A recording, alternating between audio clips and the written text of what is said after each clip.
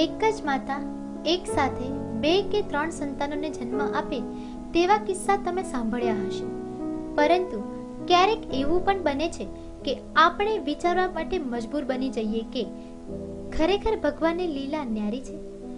ત્યારે આવો જ કિસ્સો ગીર સોમનાથમાં બન્યો છે.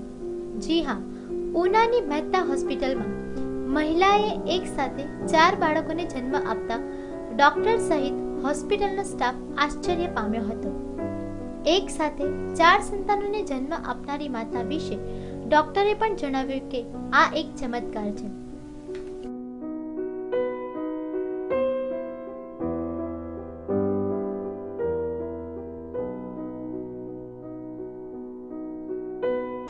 અહીંયા આપણી હોસ્પિટલમાં રાત્રે 11:30 વાગે એક પેશન્ટ આવેલું. તેનો સોનોગ્રાફી રિપોર્ટ જોતા માલુમ પડ્યું કે તેના પેટમાં 3 બાળકો છે.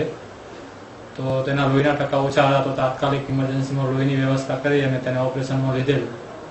અને ઓપરેશન દરમિયાન માલુમ પડ્યું કે તેના 3 ને પણ 4 બાળક હતા.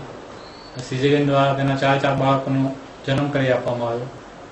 એના પછી માતાને એક યુનિટ લોહી આપવામાં આવ્યું અને બાળકોનું વજન ઓછું હોવાથી પીડિયાટ્રિશિયનને તાત્કાલિક ત્યાં સોંપવામાં આવ્યા. અત્યારે 4 બાળકોની તબિયત સારી છે, પણ એ તે પીડિયાટ્રિકની અંદરમાં ટ્રીટમેન્ટ લઈ રહ્યા છે. માતાની તબિયત બહુ સારી છે, અત્યારે ખાવા પીવાનું બધું ચાલુ છે. 2 બાબા અને 2 બેબીનો જન્મ છે. આપણા માતાનું નામ સોનલબેન સંજયભાઈ સીમર ગામના વતની છે. એક સાથે 4 બાળકોને જન્મ આપતા પરિવારમાં પણ આનંદ છવાઈ ગયો હતો.